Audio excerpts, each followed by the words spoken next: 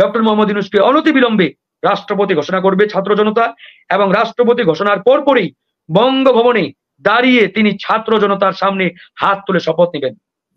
ওই খুনি হাসিনা আওয়ামী লীগ কাটাছিড়া 17 বার করেছে যে সংবিধান, ওই সংবিধানের উপরে হাত রেখে শপথ নেওয়ার কোনো প্রশ্নই আসে না, কোনো মানেই হয় না।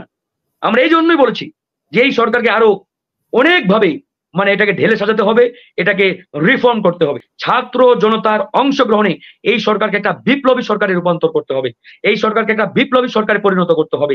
তবে আমরা বাংলাদেশের জনগণের মানুষের যে আশা আকাঙ্ক্ষা সেটা আসলে আমরা পরিপূর্ণ করতে পারবো, আমরা সেটা বাস্তবায়ন করতে পারবো। অন্যথায় এই যে নানাভাবে এই দেশকে অস্থিতিশীল করা, এই দেশকে বিপদে ফেলা, বেকায়দায় ফেলার চেষ্টা ওই পরাজিত শক্তি করেই যাবে।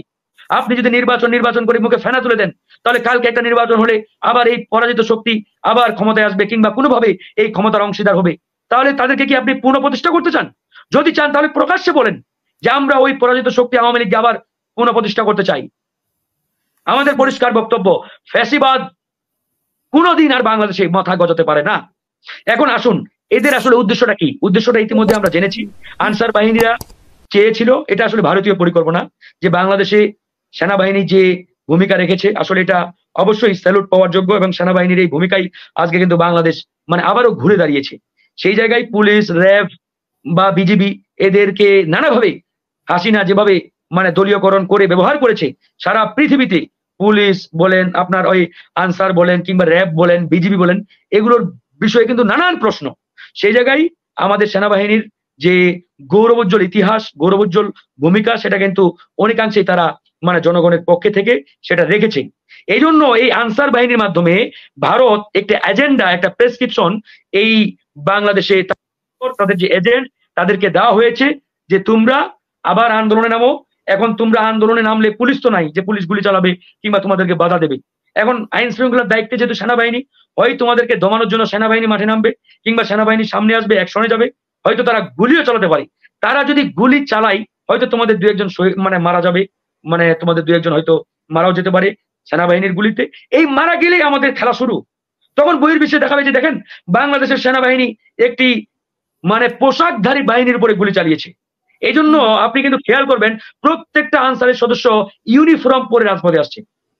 ভাই, তোমাদের যদি এতই যৌক্তিক দাবি দেওয়া থেকে থাকে, আন্দোলন করার ইচ্ছা খায়েশ থেকে থাকে, ইউনিফর্ম পরে কেন আসছো ভাই? ইউনিফর্মটা খুলে আসো।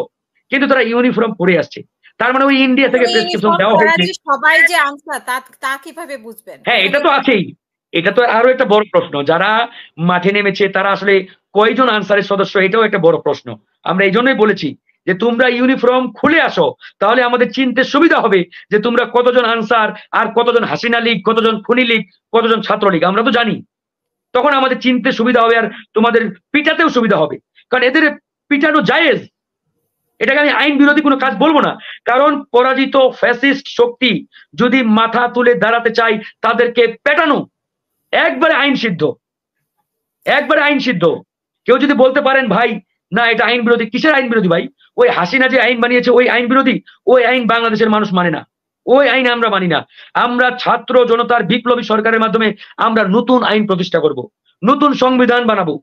এই সংবিধানকেও আমরা মানতে পারি না। আমরা বলেছি এই সংবিধানের মাধ্যমে ডক্টর মোহাম্মদ ইউনূস স্যার যে শপথ নিয়েছেন এটা আসলে সঠিক পন্থায় হয় নাই, এটি সঠিক ওয়েতে হয় নাই। আমাদেরকে ছাত্র জনতাকে উনাকে রাষ্ট্রপতি ঘোষণা করে জনতার সামনে শপথ নিতে হবে। সেটাই হচ্ছে আমাদের ডিমান্ড, এদেশের মানুষের ডিমান্ড। যতক্ষণ না পর্যন্ত আমরা সেই কাজটি করতে পারি ততক্ষণ পর্যন্ত আসলে আমরা ঝুঁকিমুক্ত, রিস্ক মুক্ত কিংবা আমরা বিপদ মুক্ত নই। সেই কাজটি করার জন্য আমরা এগিয়ে যাচ্ছি, ইনশাল্লাহ সেই কাজটি আমরা অবশ্যই করব। ডক্টর মোহাম্মদ ইউনূসকে অনতিবিলম্বে রাষ্ট্রপতি ঘোষণা করবে ছাত্র জনতা, এবং রাষ্ট্রপতি ঘোষণার পরপরই বঙ্গভবনে দাঁড়িয়ে তিনি ছাত্র জনতার সামনে হাত তুলে শপথ নেবেন। ওই খুনি হাসিনা আওয়ামী লীগ কাটাছিড়া 17 বার করেছে যে সংবিধান, ওই সংবিধানের উপরে হাত রেখে শপথ নেওয়ার কোনো প্রশ্নই আসে না, কোনো মানেই হয় না। আমরা এই জন্যই বলেছি যে এই সরকারকে আরো অনেকভাবে এটাকে ঢেলে সাজাতে হবে, এটাকে রিফর্ম করতে হবে। এবং এই সরকার যেভাবে গঠন করা হয়েছে এটা পরিপূর্ণভাবে আমরা মনে করি ছাত্র জনতার যে ডিমান্ড, যে প্রত্যাশা, সেটার বহিঃপ্রকাশ এখানে ঘটে নাই। আজকে দেখেন এই সরকারটি হওয়া উচিত ছিল একটি পরিপূর্ণভাবে বিপ্লবী সরকার। এই সরকারে বিপ্লবী ছাত্র জনতার অংশগ্রহণ নিশ্চিত করা দরকার ছিল। কয়জন বিপ্লবী ছাত্র জনতা এখানে অংশগ্রহণ করেছে, কয়জন বিপ্লবী ছাত্র জনতা এই সরকারে রয়েছে, এটি কিন্তু বড় একটি প্রশ্নের বিষয়। বেশ কয়েকজন উপদেষ্টাকে নিয়ে আমাদের যথেষ্ট প্রশ্ন রয়েছে। ইতিমধ্যে আপনারা জানেন যে একজনকে তার যে ডিপার্টমেন্ট, সেই ডিপার্টমেন্ট থেকে অলরেডি সরিয়ে দেওয়া হয়েছে। আমরা আরো বেশ কয়েকজনকে নিয়ে অলরেডি প্রধান উপদেষ্টার কাছে আমরা বলেছি এবং তাকে জানিয়েছি। এবং এই জায়গায় আমরা বলতে চাই, বিপ্লবী সরকার গঠন যতক্ষণ না পর্যন্ত হচ্ছে ততক্ষণ পর্যন্ত এদেশের মানুষের আশা আকাঙ্ক্ষার যে প্রতিফলন, এই প্রতিফলন এই সরকারের মাধ্যমে কখনোই ঘটা সম্ভব হবে না। এই জন্য আমরা আবারও আহ্বান জানাচ্ছি, ছাত্র জনতার অংশগ্রহণে এই সরকারকে একটা বিপ্লবী সরকারে রূপান্তর করতে হবে, এই সরকারকে একটা বিপ্লবী সরকারে পরিণত করতে হবে। তবেই আমরা বাংলাদেশের জনগণের মানুষের যে আশা আকাঙ্ক্ষা সেটা আসলে আমরা পরিপূর্ণ করতে পারবো, আমরা সেটা বাস্তবায়ন করতে পারবো। অন্যথায় এই যে নানাভাবে এই দেশকে অস্থিতিশীল করা, এই দেশকে বিপদে ফেলা, বেকায়দায় ফেলার চেষ্টা ওই পরাজিত শক্তি করেই যাবে। আজকে হয়তো আনসার বাহিনীর নামে, কালকে হয়তো আরেক বাহিনীর নামে, মানে এইভাবে নানাভাবে আমাদের এই দেশকে তারা বেকায়দায় ফেলার চেষ্টা করবে। তবে আমরা জেগে আছি, আমরা জেগে আছি, আমরা ঘুমিয়ে যাই নাই।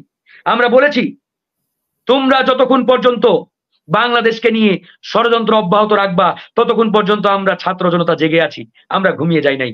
তোমাদের ষড়যন্ত্র মোকাবেলা করার জন্য এই দেশের লাখো কোটি ছাত্র জনতা প্রস্তুত রয়েছে। আজকে বাংলাদেশকে পানিতে ডুবিয়ে মারার ষড়যন্ত্র তারা করেছিল, কিন্তু পারে নাই। আজকে দেখেন বাংলাদেশের মানুষ ত্রাণ দেওয়ার জন্য লাইন ধরে ঘন্টার পরে ঘন্টা অপেক্ষা করছে। মানুষের ভিতরে কোনো ক্লান্তি নেই, কোনো বিরক্তি নেই, কোনো মানে কষ্ট নেই। মানুষ দেওয়ার জন্য দাঁড়িয়ে আছে লাইনের ঘন্টার পরে ঘন্টা। এই যে মানুষ আজকে মানে আমাদের পূর্বাঞ্চলের প্রায় 20টি জেলায় 1 কোটি মানুষ পানিবন্দী। আজকে দেখেন বাংলাদেশ কোন দেশের কাছে 2 পয়সা সহযোগিতা চাই নাই, না ইন্ডিয়ার কাছে, না আমেরিকার কাছে, না চীনের কাছে, যে আমাদের দেশকে তোমরা সহায়তা দাও, আমরা এই বন্যা মোকাবেলা করব। প্রশ্নই আসে না, নো নিড। আমাদের যে সম্পদ রয়েছে এটাকে প্রপার ইউটিলাইজ করলে আমাদের দেশ 5 বছরে সিঙ্গাপুর ইউরোপের মতো হয়ে যাবে ইনশাআল্লাহ। ইতিমধ্যে আমাদের ফরহাদ মাজার ভাই গতকালকেই বলেছে যে আমরা যদি এই দেশটাকে সঠিকভাবে ঢেলে সাজাতে পারি, অনলি 5 ইয়ার্স টাইম, 5 বছরে বাংলাদেশকে ইউরোপ বানাবো। কথাটি কিন্তু অমূলক নয়, সম্ভব, এবং ইনশাআল্লাহ সেটি হবে। এই জন্য আমাদের সময় দিতে হবে, এই জন্য আমাদের তাড়াহুড়া করা যাবে না।